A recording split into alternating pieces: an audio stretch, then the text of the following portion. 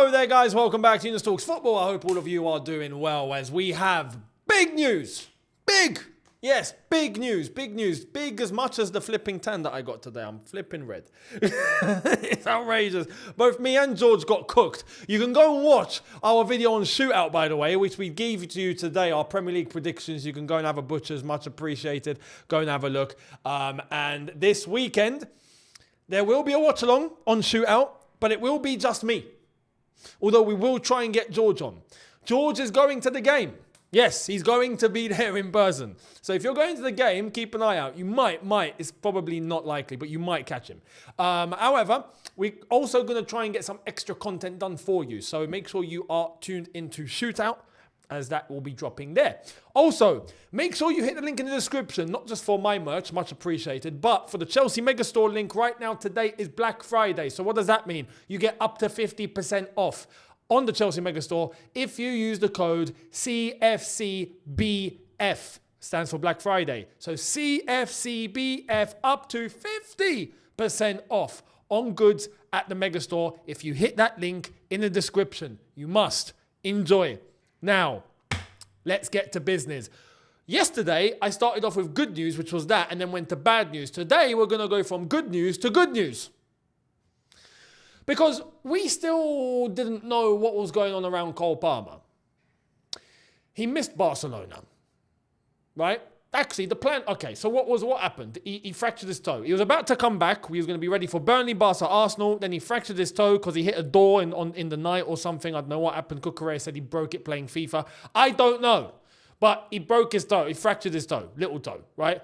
Then all of a sudden, he's in training. And we're like, hang on, what? But then we hear he's got a specialized boot on. And I'm like, okay, I've never seen one of those made before. I don't know if we've just, invented something in modern football science. But anyway... And then, is he going to make Barca? No, he's not going to make Barca. Okay, so he's probably not going to make Arsenal too. Well, Enzo Maresca today in the press conference was asked. And what did he say? Well, here's the good news. Maresca says not only is Palmer available, he's available to start too. Yes, Cole Palmer is in full team training and he's fit and he's ready to play, and not just ready to play, he's ready to start. So Arsenal, Arsenal. Now listen, if you want to see me cook Barca one more time, go over to my socials. Yeah, my Younes Talks Football Instagram and the Younes Talks Football TikTok has something on them. You're going to like it. Yeah, me and George came across it earlier on today and I was like, hang on, we got to do something. So, one last final dig to Barcelona on their way out. Yeah, on their way out. Now we don't talk about them again because mission accomplished. In fact, I've actually got to talk about Barcelona in a bit, but hold that thought. But Cole Palmer's back, and not just back, he's ready to start. This is incredible news. This gives us something incredible heading into Sunday against Arsenal, because the Arsenal game is such a huge game. And I will explain all in the preview here tomorrow. So make sure you guys are here for that. If you want an early preview to the preview, you can go and check out the Shootout video. Like I said, we did discuss Chelsea-Arsenal a bit in there. So have a butcher's. Enjoy. So Cole Palmer's back. Brilliant news. And very much needed. It's going to be an extra spice to this recipe that hopefully gets us 3 points against the mighty goons at Stamford Bridge, right? So we shall see. And I will go into detail tomorrow in the preview. So make sure you guys are here for that. Now, there's also more good news. More good news. It's not just Cole Palmer. It's not just Cole Palmer. No. I never thought I would be happy to see this guy's name, but here it is. Dario Asugo took part in training this morning, says Maresca. Wow! Caicedo might get some rest this season. Unreal. He might actually get some rest. We had to force the rest by playing Andre Santos, who filled in beautifully. Andre Santos, respect you, sir. Not only can you play the Enzo role, we didn't know you could play the Caicedo role. You can play the Caicedo role too, mate. Brilliant. Fantastic. That's great to know. But Asugo is here, which means Santos, you get to get relieved of your duties a bit, a little less pressure. Asugo is on his way back. Amazing. He's ahead of schedule. He's meant to be out longer. So the fact that he took part in training, flipping brilliant. Hey, the medical team are cooking as of late. I have to say. Reece James not been injured. Fofana still hasn't broken. Unbelievable. Lavia's the only one. But at least it's just one and not three. Asugo's come back early. Delap came back early. Cole Palmer's come back early. Everyone's coming back early. Flipping, what happened? Something happened at Cobham. Have we upped the medical staff or something? What's going on? Beautiful, fantastic. Please keep this up. That's all we ask. Please keep this up. This is top level professional work. I love it. Well done. Well done to everyone involved. Fantastic. This is what we want to see. This is what we want to hear. So Asugo on his way. Fantastic. Now, okay, not only are we fixing ourselves in terms of injuries, we're fixing ourselves in terms of the players that we target, right? I want to show you something. Take this in. Yeah? Take this in. Estevao spoke more. And by the way, can I say, I have to mention this. Big up to the Brazilians. Yeah? That watch. I know you're here. Obrigado to all of you, right? Because I'm seeing the feedback from Brazilians on Instagram, on TikTok, on these reels that I made about the Estevao goal to Barcelona and all that, and it's been flooded. It's been flooded by Brazilians. Even on the shootout goal reaction me and George made on the watch-along, that's at 200,000 views now on Instagram, and it's flooded with Brazilians just sharing their love of how much they appreciate such a reaction, and it's genuine. We honestly meant every single bit of that emotion because Estevao sent our heads to Pluto in such a good way. So I want to say thank you to all the Brazilians who are following, and we are hopefully going to build a very nice relationship. Welcome to Chelsea, guys. I know you were here before, but it's been a while, so we just want to welcome you back. And this time, I think for a very long time, because Estevao's only just getting started. But there was also a reel that I done a while ago, which has now gone viral again. It's on about 250,000 views, I think, if I'm not mistaken. Or is it 202? I've got that mixed up. 202. When I spoke about Estevao's charity initiative in his hometown for 3,000 children in his home village, his hometown in Brazil, where he's given back and he's trying to help them. And I'm just like, you're 18, bro. How are you thinking of this at 18? Well, his parents are the example. Well, Estevao has spoken on what his dad has advised him. And you just pay attention to this. Pay attention. Here it is. My father always said that you have to treat the ball with affection if you want it to go where you want it to go. It's really important that you do everything you do with love. His head is so screwed on. Yeah, it's so screwed on. He has already picked up things that, yes, you can know. Yes, you can hear at that age, but you shouldn't really, it's very rare at that age to be able to really take it in and absorb it and really, really hold it as a genuine value that you don't let go of. Because at 18, you take everything lightly. Everything's taken lightly. We were all 18, yeah? Now I look back, I'm like, bloody hell, I knew nothing. I thought I knew everything. I didn't know a thing. Estevao has already got these values imprinted into his head, basically. And I just want to give praise, not just to Estevao, but to his mother and father. You have raised an incredible child. An incredible talented child, and it's down to your work, for sure. So respect to Estevao's father and his mother, his family, and those around him. You are guiding him perfectly. And I love to see it. I absolutely love to see it. And it makes me know that Chelsea have a player here that we don't need to worry about whatsoever. The boy is going to be an absolute breath of fresh air. Peace of mind. And that's what we want. And not just that, talent that is unmatched. What he's doing right now is mad. Long may it continue. So, I just thought it would be important to mention that because Estevao is absolutely spot on with what he has said here. You need to do what you do with love. If not, you won't keep to the standard required. You just won't. Which means that you won't strive to be the best, which means that you won't achieve. And if you don't achieve, you don't win. And if you don't win, what's the point? Do you know what I mean? You know? And it's not just about winning for the sake of just winning only, but it's the journey as well. It's the learning, and you're going to make mistakes and you're going to fail and you're going to lose, but it's about what you do with that in order to keep pursuing. But you do all of that with love, because it's not going to be easy. There's going to be moments that you're going to have to get through, and you only get through that because you genuinely want it. Because why? Because you actually genuinely love it. Now, in order to get better at something, you do need to love doing it. If not, you're going to hate your life, and that's just not the way to win. So what Estevao is doing here, his dad has advised him completely accurately and correctly here.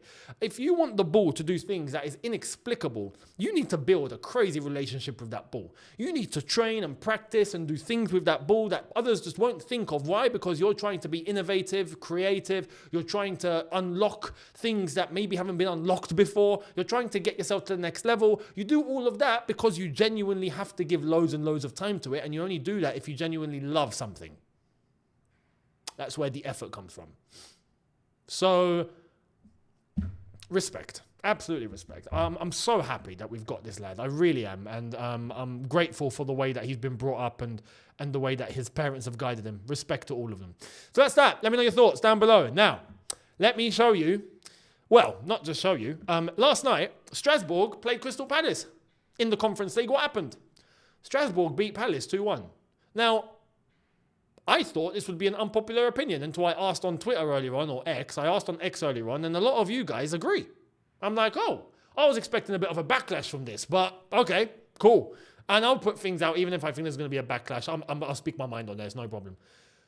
When I asked the opinion of many of you, do you agree or disagree with, I'm saying Ligue 1 now in France, the French league, is stronger than the Bundesliga. And that the Bundesliga is now the new Farmers League, quote unquote Farmers League. We used to call the French league the Farmers League because it's just PSG and no one else. But the level that is in France, I believe, is now higher than the level in Germany. And this is an example. Strasbourg beat Palace, but Palace are not easy to beat. And I know that it's Europe and maybe Palace could be a little bit overwhelmed and whatnot, but it's a serious result. We know what Palace have done this season and what they've been like in the Premier League, and they've been setting a level properly, respect to them. But Strasbourg beat them yesterday and done it really, really well. And on top of that, Emegha, who is coming to Chelsea, scored. Well, here's the latest on Emegha. A host of Champions League clubs, reportedly including AC Milan and Tottenham, were believed to have shown interest in Emegha before Chelsea swooped in with an agreement that gave him one further year in France before making his move to the Premier League. And that is exactly what's going to happen next season. Next season, we've got Emegha coming back. Well, arriving for the first time. Quenda is arriving too. Kendry Paez, I'm not sure. Mike Penders, I'm not sure. A lot of you think he should spend one more year, and because of that, we can actually get Mike Maignan in. I saw your comments. Yeah, I've not thought of that, I'll be honest.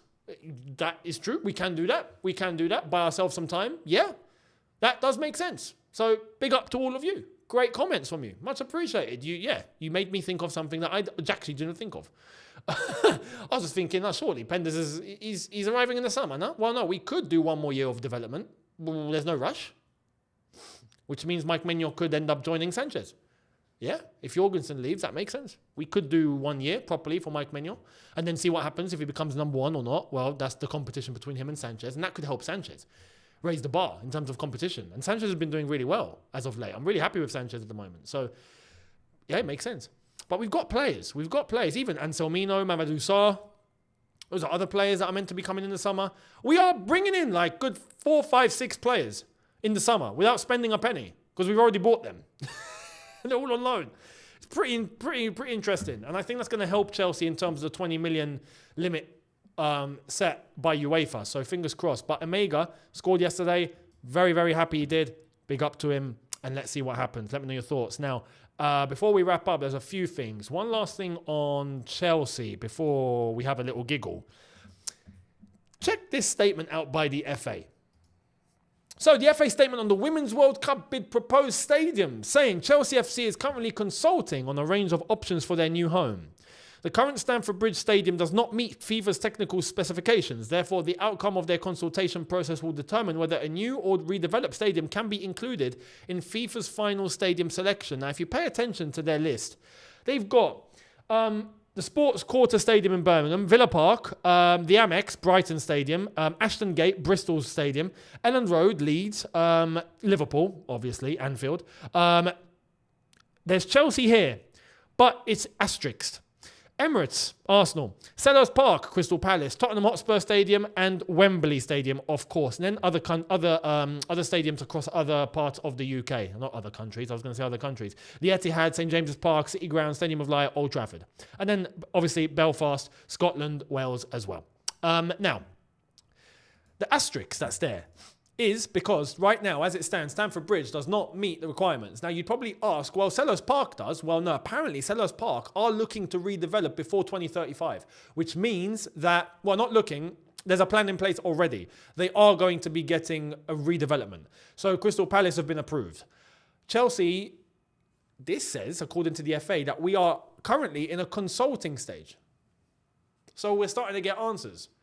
Well, I've got to be honest, if we're still in a consulting stage, you can wave goodbye to Earls Court right now.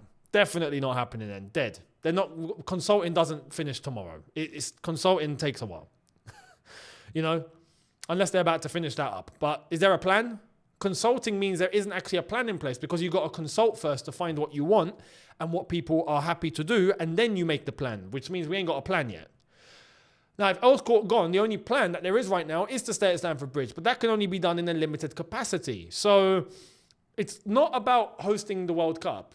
Chelsea can build a stadium that will be approved easily for the Women's World Cup. That's a piece of cake, yeah? We just got to fix some things. But the fact that Stamford Bridge right now isn't fit to be selected as a stadium for the Women's World Cup tells you how much we need a flipping stadium. I didn't think it would be like that. I didn't think it would be that bad. But mental.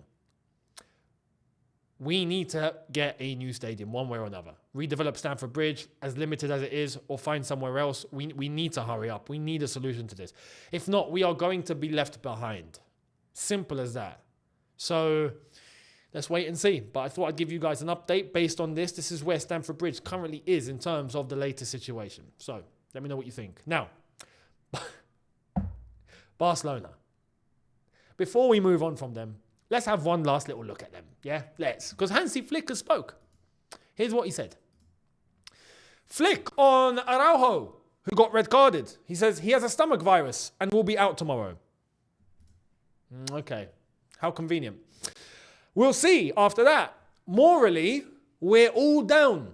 This defeat against Chelsea has been tough for us.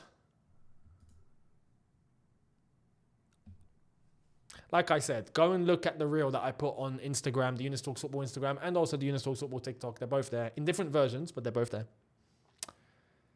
I'm just going to say this. We've hurt them. We've broken them. We've finished them. We can now have peace of mind. Mission accomplished. See you later, Barca. Always a pleasure. Now,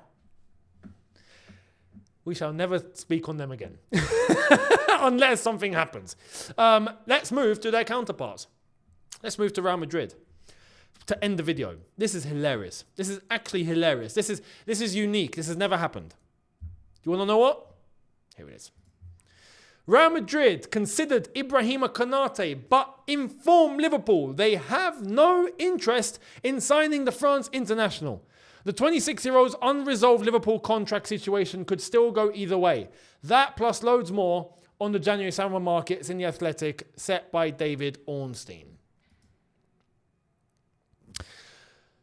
Real Madrid must have seen what Konate did to concede that third goal against PSV, and they were turned off. They must have seen that and gone, bloody hell, there's no way we're even getting that guy for free, let alone pay money for him. You must be crazy. Yeah? You know Real Madrid like to sign players on a free. And players on a free means exactly what it says on the tin. Players on a free that you do not pay for. Yeah, you pay a signing on fee, but that's it. That's peanuts. They go straight to the player. But it's free. They still said no. That's never happened. Real Madrid have not had the option.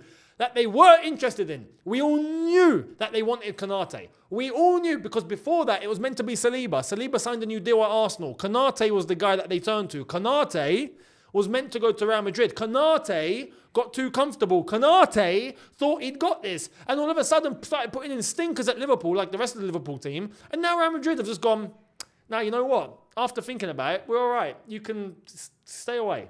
For free. They said no. Free? No. Wow. You got to be different levels of poor to be turned down for free. I mean, that's crazy. That is crazy. So Konate's not going to Real Madrid, which means that he has to stay at Liverpool. And that place right now is suffering. Now, we've got a video on Shootout coming out tomorrow morning in relation to Arne Slot and the Liverpool situation. So go and have a butchers on Shootout. Make sure you're subscribed over there. In terms of what should happen. What should happen now? Because it's too far. It's way too far. This has gone on for... This is a joke now. Like, Liverpool have turned into a laughing stock. Yeah? You're meant to be Premier League champions. We've been there. We know what it's like. Except we had an actual reason. You know? We had off-the-pitch antics that kind of destabilised everything in the dressing room. We know what happened. Yeah? The doctor and all of that. We had a legit excuse. You lot, you're just falling off. Out of nothing. I believe it's Arne Slot, but anyway. Not all his fault, but he's lost control. He's lost a dressing room, I think. He's lost the senior players, but we'll go into all that on Shootout tomorrow. Make sure you're there. But Konate is staying at Liverpool, not going to Real Madrid. Real Madrid will turn their attention elsewhere. Will they go in for Marc Guehi, who's possibly available on a free transfer because he's not signed a new deal at Palace? Could Real Madrid even be looking at Oliver Glasner? Interesting. Because if Xabi Alonso's on the rope to the end of the season, maybe Real Madrid go for Marc Guehi and tell Oliver Glasner, listen, we're going to come for you too and you get to keep your Marc Guehi. You get to join Real Madrid. Maybe they're the solution. Who knows? Who knows? We'll see. But let me know your thoughts. What do you think will happen? I'd love to know. Much appreciated. Be here tomorrow.